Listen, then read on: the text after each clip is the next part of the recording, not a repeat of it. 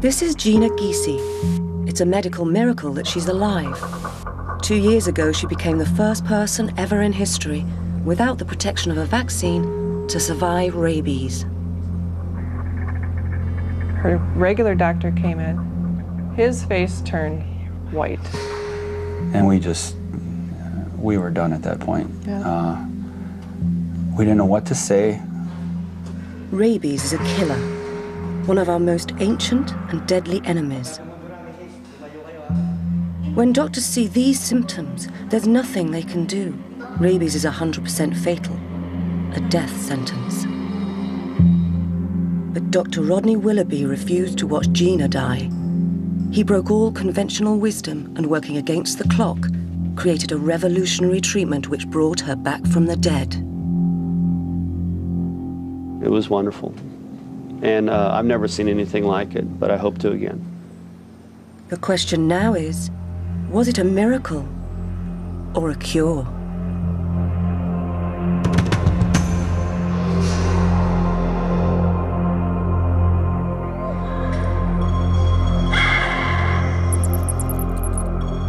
In the history of humanity, no one has survived rabies.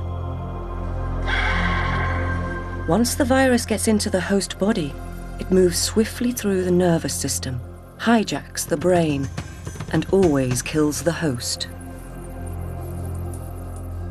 The viruses seem to have a strategy of either overwhelming shock and awe. When you have the dynamics of an animal that can directly inoculate virus into your brain, you have one very severe, overwhelming infection. As many as 100,000 people die of rabies every year, most of them in the developing world. The smallest bite, a single drop of saliva, will kill. Children are very often the victims. Dr. Steve Sholand works in Southeast Asia battling this curse. When you look what rabies can do to someone, it's just absolutely devastating. And the deaths that they have are probably the worst deaths you can imagine. And when you see them suffer from rabies, it just breaks your heart. So if you have clinical rabies, that's a death sentence. You're going to die. Modern medicine can save us from killers like smallpox, cholera, and typhoid. But despite centuries of searching, there still remains no cure for rabies. The age-old treatment remains unchanged. Isolate the victim, tie them down, and wait until the virus destroys them. Rabies is largely forgotten in the First World, but is making a dramatic comeback. These scientists are monitoring a new super strain of the virus in the bat population of America. Rabies has reached epidemic levels amongst wild animals, and every 2 minutes someone in the US has a close encounter with a rabid bat, skunk, or raccoon. In Europe, only Sweden and Norway are rabies-free, and in 2002 a man was killed by a rabid bat in Scotland. It was in the late summer of 2004 in Fond du Lac, Wisconsin, in America's Midwest, that the remarkable story of Jeanna Giese began. The 15-year-old was the typical girl next door, an A-grade student and star of the high school volleyball team. September the 12th was just another Sunday. It started as usual with Mass, a short drive away across the small town at St. Patrick's Church. 2 years later, still learning to walk and talk again, Jeanna Giese comes back with her parents to remember what happened. It was this little black bat. It started, I think it came down from up there and it started flying around. It kept landing on the top of the windows, but never went out the open ones. Mm-hmm. And then it started getting lower. People started swinging at it with their hats. Apparently someone had hit it down. We didn't know that, but it was laying on the floor in the back, and of course she's the big animal lover. And then I'm like, Mom, can I pick it up and take it outside? Because I wanted to help it, but I also thought it'd be kind of cool to pick up a little bat. So I picked it up and I went outside, and right as I was walking out the door, it bit me in the finger. I let go and it still hung on my finger, and that just really hurt. So I took it and I chucked it and I just walked away casually, just no big deal. Even now, the ingenious virus was invading Jeanna. Rabies is the only virus invisible to the immune system, hiding in the nerves and using them as an express way to the brain. All mammals are prey to rabies, not just bats. The hallmark of rabies is the way it drives its host insane. Before it kills, rabies uses each victim to bite and infect the next. At the Centers for Disease Control in Atlanta in America, where they coordinate the world fight against all epidemic diseases, Dr. Ruprecht is head of rabies research. Besides being one of the oldest infectious diseases, rabies has the highest case-to-fatality rate for any infectious disease. And so that's something we oftentimes need to clarify when we talk to individuals, that when we're talking about a rabies case, we're by and large talking about a dead dog, a dead raccoon, or a dead person. There is a vaccine for rabies, but this woman did not get it in time. If there is a delay of more than 24 hours in getting inoculated after being bitten, if the first symptoms appear, then it's already too late. Nothing can save you. But John and Ann Giese knew nothing of this. When we looked at it, it was just Pinprick. a little, Nothing. yeah, pinprick, paper cut type. Bled, cleaned it out when we got home. Nothing to get nervous about. So we thought. So we thought, yeah. The incident was soon forgotten. The Gieses had other things to think about. The coming of autumn plunges the town into football fever. The homecoming game marks the end of the season, a time of parties and dancing. So Jeanna didn't see a doctor. She was looking forward to Halloween. On Main Street, the windows were already filling with tricks and treats when Jeanna began to notice the first symptoms of what would be her own horror story.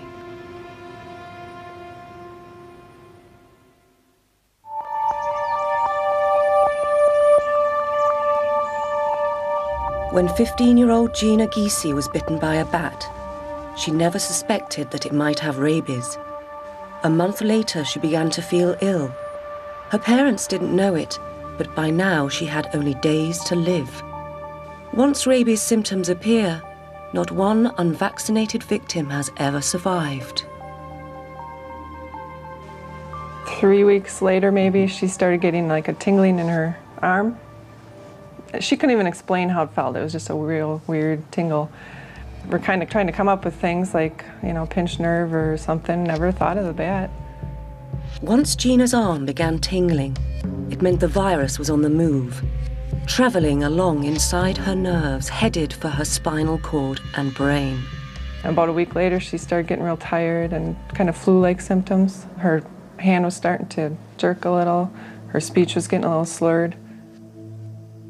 If the person doesn't know they're infected or realizes the danger from that event, exposure to a rabid animal, when you start to present, you present with very vague, nonspecific flu-like signs.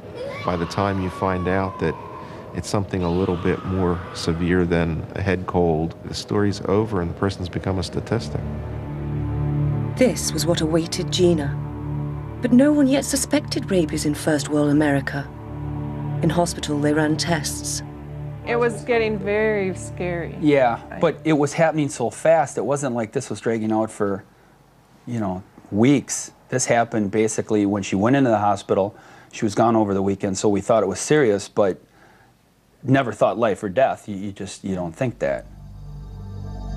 Then, nearly a month after the bite, Jeanna began to get double vision.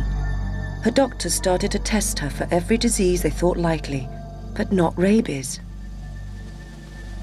I went to play in the volleyball game. It was the last one of the season, and we were playing against our big rivals, so it was a big game. And we were warming up, and I was spiking the ball, hitting it, and she would throw it up to me and I'd see two of them. I'd be like, which one's the real ball? So we went home and I don't remember anything after the game. Still in the dark, Jeanna's parents waited for the hospital to find something. We had no reason to think it was anything extremely serious because all the serious stuff that they were testing for was coming back negative. It was only then, after all other possibilities had been exhausted, that Jeanna's mother finally remembered the bat bite. Something made me tell him, you know, she was bit by a bat. His face turned white. I'm not kidding. He looked, well, when did that happen? About a month ago. Well, you know, and he made me tell him the whole how it happened and all that. And went over things again, her symptoms, and he says, I'll be right back. If it was rabies, Jeanna would progress to the disease's final and terminal stage in a matter of days. The local doctor realized he needed help. Now, when the textbook said it was already too late, Jeanna was referred to the intensive care unit at Children's Hospital in Milwaukee. The doctor on call, Dr. Rodney Willoughby, faced the deadliest virus known to man. The local physician had gotten a story about her handling a bat a month earlier. And I said, well, that means that we have to exclude rabies, and by the way, please hang up the phone now and tell your transport team to get into protective isolation, because if it is rabies, they'll all have to have shots otherwise. Just the suspicion that he had a rabies case sent Dr. Willoughby on a frantic, though he knew hopeless search for a cure. He immediately sent samples of the spinal fluid to the Centers for Disease Control for confirmation. I think we consider rabies to be the Mount Everest. It's uniformly fatal, it's quickly fatal. People have tried forever to treat it and it's never worked. But if it was rabies, Willoughby knew he was out of his depth. He'd never even seen a case before, but he knew enough to be afraid. He needed to know if there was anything out there in the medical papers that might lead him to a possible treatment. Everything he read said there was no cure, nothing that ever worked. Jeanna was going to die. She had zero chance of survival. And I actually think the medical therapy, at least parts of what have been recommended, are harmful. Articles continue to recommend that rabies patients be given sedation and that their pain be controlled. And so they're placed in darkened rooms, usually bound so that they cannot hurt themselves further, and sedated until nature takes its course, which is typically within a day or so. There are experts writing on how to care for rabies patients, but if it doesn't work, there's no sense in reading those articles, and I actually didn't on purpose to save time. Most patients are dead in 3 to 4 days. A country like the US, the median time before somebody dies after they first experience symptoms of disease is about on the order of 2 weeks. Once rabies takes hold, the virus invades the victim's mind. They become the agent of the virus. They froth at the mouth and lurch from horrified awareness of what is happening to them to insanity and back again. Without a miracle, Willoughby knew this would be Jeanna's fate too. But then, working against the clock, Willoughby found an obscure paper on the internet which suggested the first glimmer of an idea. The author had discovered that while rabies patients die having violent fits and convulsions, their brains appear to be physically undamaged. This turned our understanding of the way rabies killed on its head. The idea was this remarkable disparity between a patient dying a violent death and a brain which is pristine at the moment of death. And that's what we seized upon in constructing what we did to treat Jeanna. From what Willoughby was reading, the virus seemed to hijack the brain, scrambling its messages, causing havoc in the host body that led to the failure of all vital organs. It was the rabid brain that killed the patient. He began devising a radical treatment that might save a patient from their own brain. What was at stake here was more than Jeanna's life. In the developing world, tens of thousands of children and families are at risk.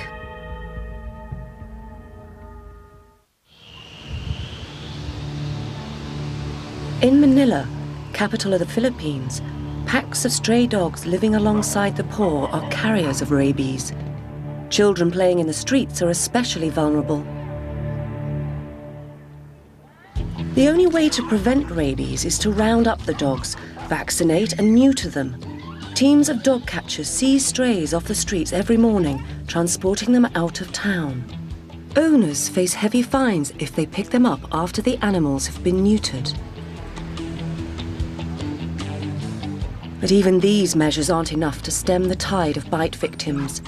While there are dogs on the street, there will always be some who develop rabies, and all it takes is one bite. Dr. Steve Sholand is an infectious diseases specialist from Massachusetts. He spends every vacation in Manila. At home, he might see a rabies case once in his career, but here, working for the charity Rabies Free World, he is surrounded by the virus. It's the rainy season. The teeming streets and crowded slum areas provide a perfect breeding ground for this most deadly of diseases. 8 o'clock on a Tuesday morning in San Lazaro Hospital. Residents began arriving at dawn, having been bitten or scratched by pets or stray animals during the night. We're in the Animal Bite Treatment Center here at San Lazaro, and actually just yesterday they had 400 plus patients come down for treatment. You can see it's very busy, very crowded here. But basically what they're doing is people who might have been exposed to rabies come down, get evaluated. If they need treatment, it's given to them, and their lives are essentially saved from rabies. This little girl comes in with her mother, her facial wounds still fresh. Apparently she was playing with her own dog and holding it by the muzzle, the mouth, and it didn't like that and bit her in the face. In terms of a rabies exposure, this is rather concerning because bites to the head and neck are more dangerous. She's got some painful procedures coming up, but at least she won't die from rabies.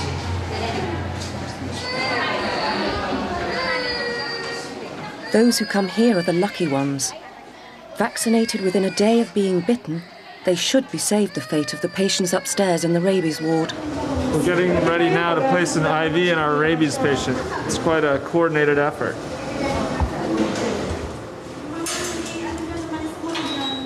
Death by rabies is agonizing. This patient is typical, a poor man from the slums who was bitten by his own dog. San Lazaro treats about 300 to 400 bite victims per day. And those are the people who they're getting treatment. All these other people who are getting bitten and not getting the appropriate care, they're ones who could be developing rabies. And then what do you do with those patients? These patients just come in and they're strapped down and they die. And they die quite horribly as well. I mean, to die from rabies is awful. Willoughby's quest for a cure has implications for rabies sufferers the world over. But in Wisconsin, he couldn't do anything until he had official confirmation from the Centers for Disease Control, where he had sent her spinal tap samples, that Jeanna actually had rabies. This sure looked like rabies to me. Jeanna was getting considerably worse. She was salivating a great deal, which is again part of rabies, requiring her to be placed on a breathing machine. And she was fighting it so bad. Her everything, the alarms were going off. I'm sitting over in the corner. He wasn't there. No. Just going nuts, like, what is going on? You just feel so helpless. I was never so scared in my life. Seeing your child laying in bed, you know, that's sick. Dr. Willoughby said the CDC confirmed that it was rabies. And we were done at that point. Willoughby knew Jeanna had only hours left to live and threw himself into one last effort to create the cure that had eluded science for centuries. He already suspected that the key was the way rabies killed, hijacking the brain and scrambling its signals, sending the body haywire. His breakthrough was to realize that if he could shut down the brain, he could stop the virus in its tracks. Take Jeanna's brain offline, and perhaps he could buy her immune system time to rid her body of the virus. He'd put her into the deepest of comas, denying Rabies the chance to kill Jeanna by effectively killing her himself.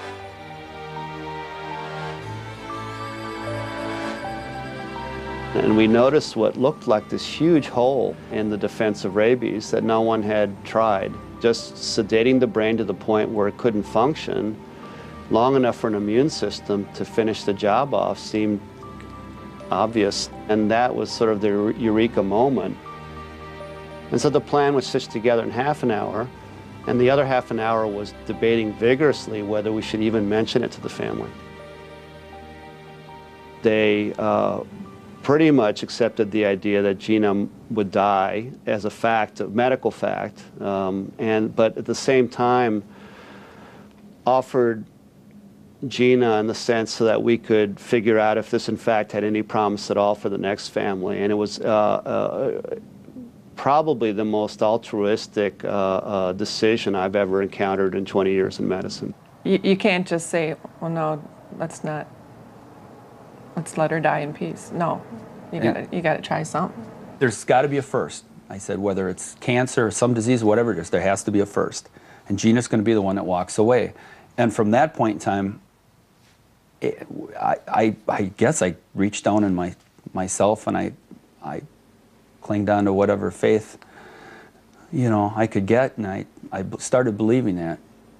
It was sort of a far out idea, but hey, we had nothing else to lose. The things that were tried and true resulted in failure before. I haven't seen 100 patients die of this. I've never seen anybody with rabies before this case. So ignorance is bliss, and we're can-do. We're Americans, I guess.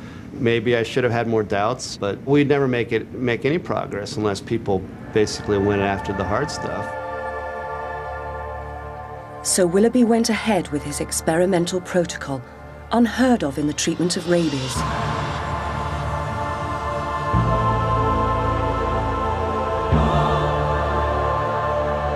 On October the 10th, Jeanna was put into a coma so profound she was only a hair's breadth from death itself. This is dangerous even for a few hours, but Willoughby planned to keep Jeanna under for as long as it took. We're trying to buy time for the immune system to catch up. So the immune system takes about 5-7 days to start an antibody response and about 10 days to have it be vigorous. And we think that that antibody response is important for the clearance of rabies from somebody's brain. The worries were that as you push someone to sedation, it's a fine line between sedating the heart, for example, and sedating the brain. And so we were worried that we'd push too hard and her heart would fail. We were ready to pull the plug if things were bad because it's dangerous stuff. But even if Willoughby's untried treatment didn't kill Jeanna, was it actually doing anything to help her fight the virus? Had this procedure brought her immune system the time to mobilize and fight back? All he and Jeanna's parents could do was watch and wait and hope the virus wasn't killing her quietly as she slept.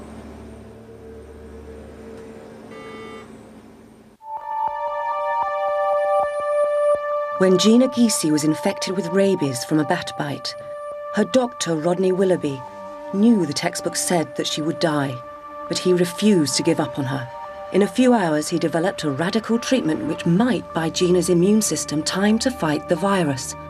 She'd been in a chemically induced coma, perilously close to death, for 6 days. We had no idea what we were doing. So, you of course worrying that that it's not going to work, and you're worrying that it's going to harm the patient. We were expecting rock and roll, and nothing was happening. And that was 6 days to think about what's coming up and whether we're going to have a total disaster or a dead patient or whether this is going to work. That's 6 long days. While Jeanna's life hung in the balance, her mother kept a diary of her feelings. Dad, Jonathan, Matt, and BJ came up. It was the first time they had seen you since the last Saturday you were home. It really hurt for me to see them because I knew how much they were hurting.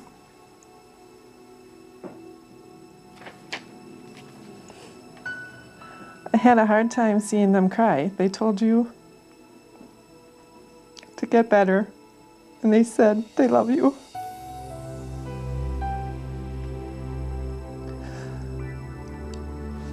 Jonathan said to get better so you can make fun of him for crying. That's about it, sorry.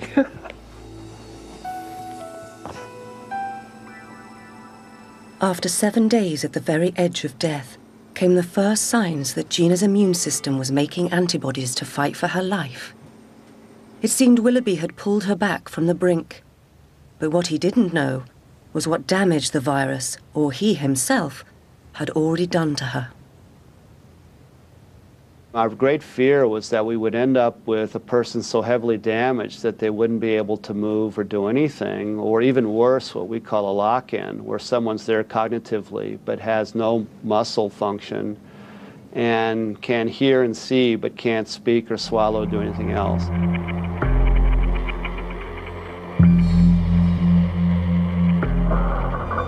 When we took her out of coma and she didn't move and she didn't respond to pain, I thought we'd basically created a very vigorous vegetable, and that was the worst day of my life.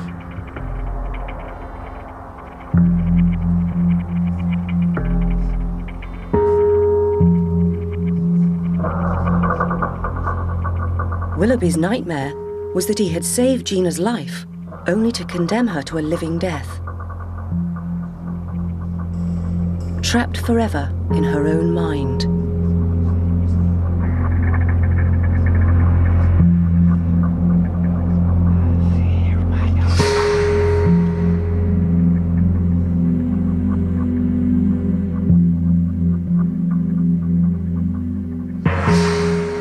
Then came a tantalizing breakthrough. Jeanna moved. 10 days after he started his revolutionary treatment, she opened her eyes. But was Jeanna in there? Or was this just random muscle activity?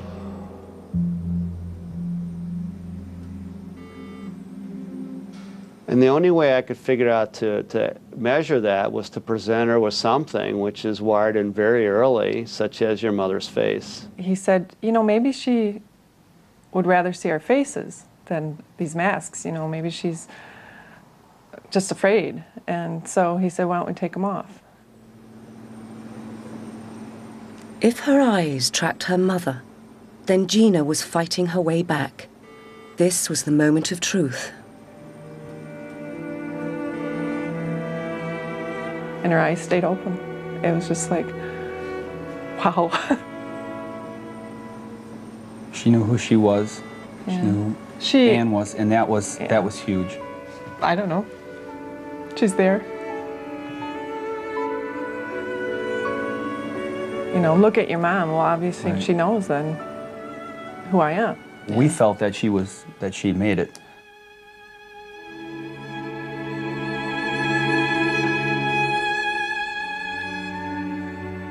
Rabies unwires you completely, and it appears now it takes you at least 2 years to fully rewire. The plug had been pulled, and then you get plugged back in again. And so as you come back, you have to learn all over again. When I woke up from the coma, I couldn't talk.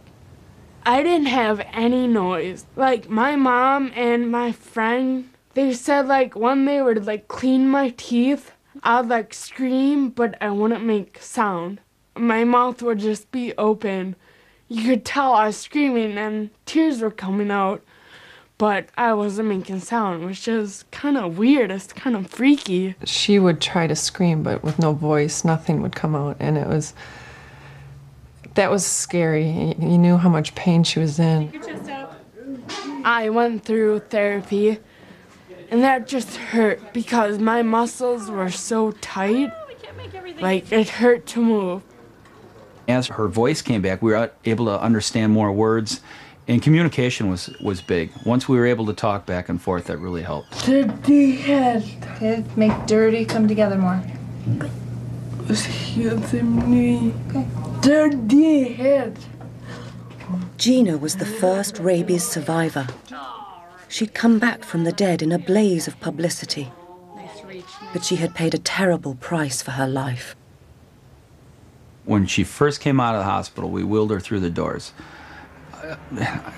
It's probably a bad term, but she was a basket case. I mean, her emotions were all messed up. She was stricken to a wheelchair. She was barely talking. We got her home, got her on the couch, and we tried to come up with, okay, now what do we do? How are we going to get her from point A to point B?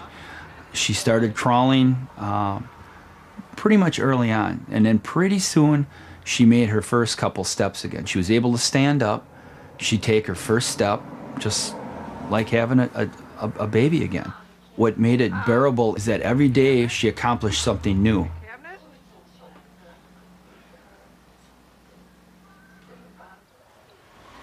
You smile. You look at her when she's doing something, whether it's anything. If she's yelling at you or having one of her tizzy fits or beating on her brother or whatever she's doing, you smile. It changes everything. It makes your life, it changes it. It's really hard to explain. You know what it's like when you have a newborn baby, you look and you know your life has changed. We've had this twice with one person. A year after leaving hospital, Jeanna was rediscovering her love of riding and combining it with physiotherapy. When I first get on the horse, it's kind of hard. Like sometimes my left arm just doesn't want to pull me up and I kind of sit there. But once I'm up, I'm fine. I miss this. Being in the saddle gave her back a sense of balance and confidence. The driveway, up, and then... Her recovery was remarkable, but her father still clings to a memory of the Jeanna he lost and may never regain. Jeanna's... Hey, this is Jeanna's cell. I can't answer right now, so leave a message. Hi, Jeanna. I love you. Her message is from before she was bit. And she never changed it. She never updated it. So her voice, the way she used to be, is on there. And it's kind of special.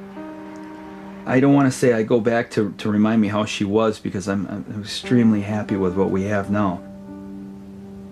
I've always had a hard time looking at the old family videos and stuff like that. There's too many what ifs. It's a little hard to go back and look at certain things.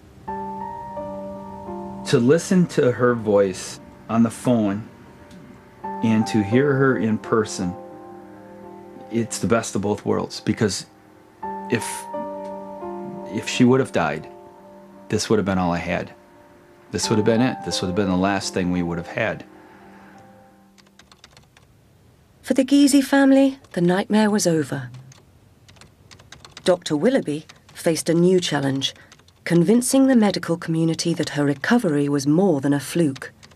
He thought he had invented a cure, but to prove it, he had to get the protocol repeated.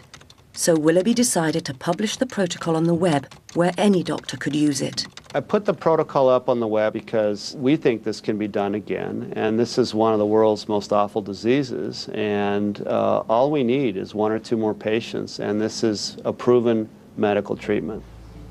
This is a simple story that's gotten a lot of media attention. By now, the word was out. At a major international news conference, Willoughby, who wasn't a rabies specialist and had only seen one case, was about to tell the world's experts on rabies that he had succeeded where they had failed. Perhaps not surprisingly, the reaction was decidedly mixed. Willoughby had a fight on his hands. It remains doubtful whether she made her recovery by her own. What about the use of therapeutic coma? There's really no basic scientific support of that hypothesis. Rabies seems to kill people pretty regularly. I'm a little puzzled by this attempt to want to explain this away. I think you have to prove us wrong. And I think the idea is that this is medically and scientifically as sound, and we have 1 to your 0.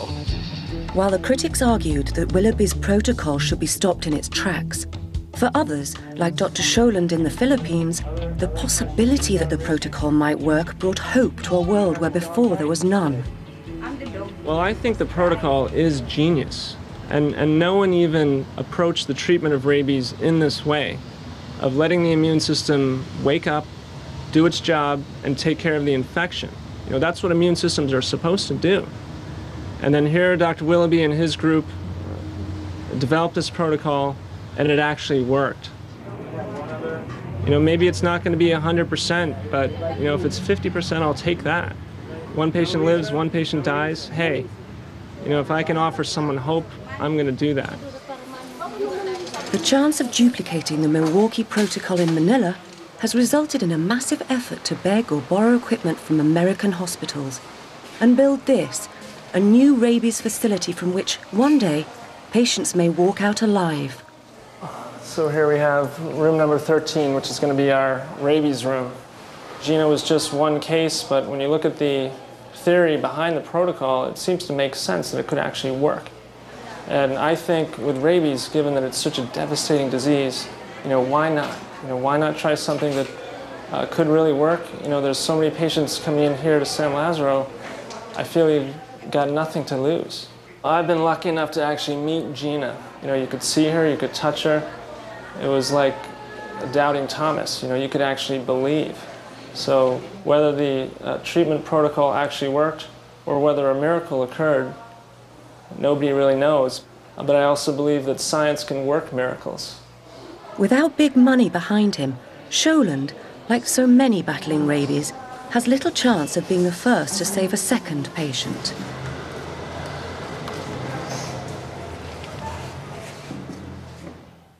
Things looked bleak for the radical new procedure, when suddenly there came news from an unexpected quarter. In Thailand, one of Dr. Willoughby's main detractors, Dr. Hemachuda, had admitted a young patient with the first symptoms of rabies. We trying to follow exactly the protocol, and then this is life and death. Although I do not believe much in the protocol, but if it serves life, so this matters the most. The second person to undergo the radical new procedure that had saved Jeanna, known as Mr. B, had come to Bangkok to earn money to pay for his wedding. Like many Thais, he had adopted a puppy from the street. The dog became infected with rabies, and when it nipped Mr. B, tragically so was he. Mr. B did not go to the doctor for a rabies shot because he thought it would cost him all of the money he was saving for his wedding. In fact, the vaccine is free.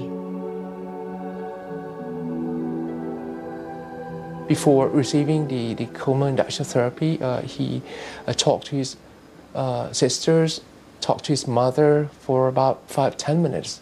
And then he realized that, okay, he would die. Like Jeanna's family, Mr. B's relatives could only wait and hope that the radical procedure from America would save their son.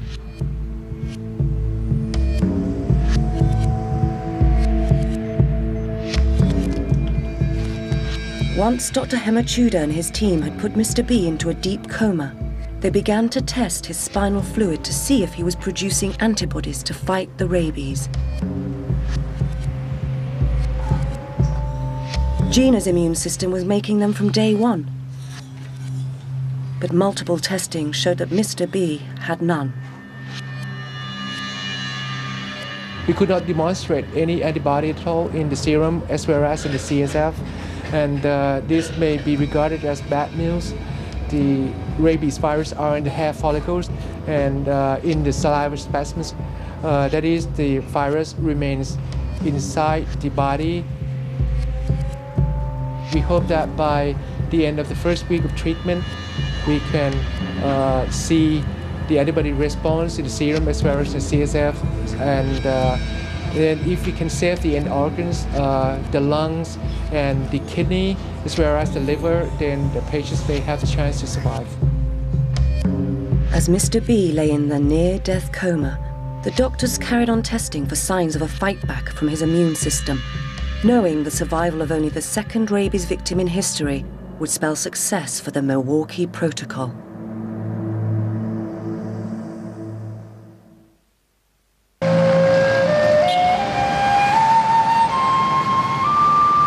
In Bangkok, it's day 7 of Mr. B's fight against rabies.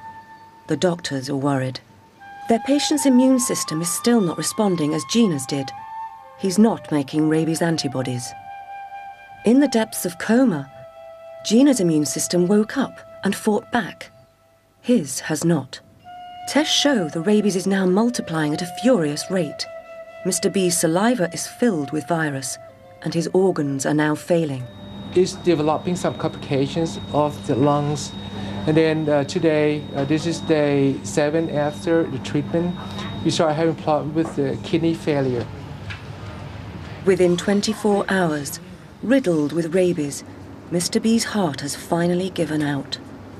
He is pronounced dead. The protocol has failed.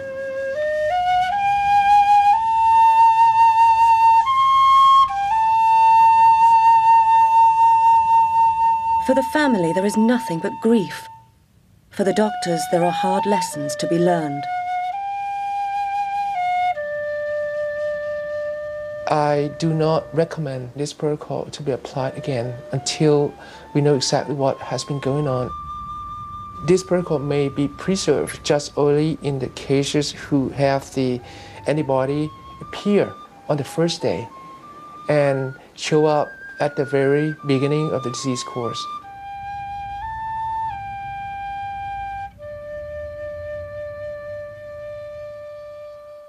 You think I should be depressed and demoralized by this, but the theory holds. It holds with a substantial amount of laboratory underpinning now in terms of the literature and the experiments we've done. And so I'm really sure we're right. And if we can just get a break, and the nice thing is for this is that if we get one survivor more or two, we're done. This isn't going to take 10,000 or 100,000 people to prove this. We just have to use baseball analogy, we can connect the bat once and knock it out. We're done. When you see the patients, when you see the families suffering, how can you give up? You're talking about, a handful of attempts. For any great discovery, to get it right on the first go, why give up after it's really been tested? I don't believe that it's actually been given the full trial that it needs to be before you can say, this doesn't work, forget it. Go back to your old way of treating rabies patients, just let them die comfortably.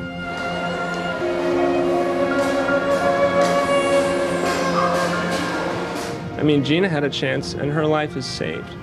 Now, what about these other patients? Shouldn't we try to be saving them also? While the world of medicine debates Willoughby's procedure, the girl whose battle with rabies left her unable to walk or talk has passed a significant test of physical coordination. Learning how to walk and talk and pretty much do everything needed to do in life, that was a big step. But I think people who come up to me and say, "Are you driving?" I say yes, they say, "Wow," they can't believe it. So I think it's a pretty big step. I am kind of bitter. I was ready to play senior volleyball, it was really big. And now that I can't, I guess I'm kind of pissed off, but, it's kind of something that you have to deal with. At the point where rabies interrupted her life, Jeanna was looking forward to the annual homecoming ball. Tonight, 2 years on, she's going to make up for lost time. To me, she looks the same as she did before the rabies. To see her this way again it's just amazing that she's come so far. I'm excited about the dance tonight, but I'm also nervous because I haven't been to a dance since my freshman year. So it's going to be kind of different, kind of remembering how everything goes. I think it's kind of cool because the first dance that I go back to is actually in my senior year. So it's kind of like a big accomplishment. Hey! Whoa, you look really nice. Your hair. I was really happy. For the past 2 days. Thank you. These actually say my name, Jeanna, and then on the other side they say miracles happen. And my best friend, she made them for me. Right in the eyes. Your soup's getting cold. Let's go. Okay. Have a good time. See you guys. Careful. Bye. Yeah. Seatbelts. There were some sad times in there. You know, wondering what's going to happen, or she's going to make it. And to see her, you know, leave now, smile on her face and happy, you know, it's really special. Now these things. At the Children's Hospital, another homecoming. In the intensive care unit where they made medical history, the teenager is still part of the family.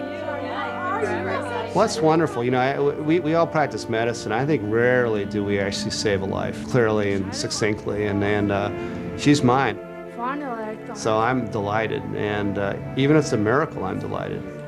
I will always be the first person to survive rabies, and if it works on a second person, it's gonna start like a whole chain reaction of people surviving rabies.